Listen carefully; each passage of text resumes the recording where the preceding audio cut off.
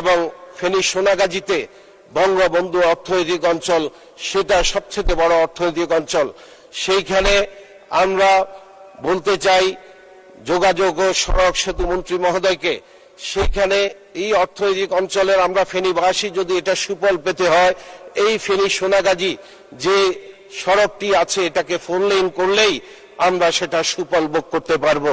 সেইখানে আমাদের ঢাকা থেকে চট্টগ্রাম যে হাইওয়ে গিয়েছে, সেইখানে আপনার সোনাগাজী একটি উপজেলা আছে, সেখানে 6 লক্ষ লোকের বসবাস, কিন্তু লালপোলে প্রতিনিয়ত গাড়ি অ্যাক্সিডেন্ট হয়ে লোকজন মারা যাচ্ছে। এবং সেখানে যদি একটি ফ্লাইওভার অথবা আন্ডারপাস করে দেওয়া হয়, তাহলে আমার মনে হয় আমাদের যেই দুর্ঘটনা কবলিত এলাকা, সেখান থেকে আমাদের সাধারণ মানুষ মুক্তি পেতে পারে। আমাদের শত বছরের ঐতিহ্য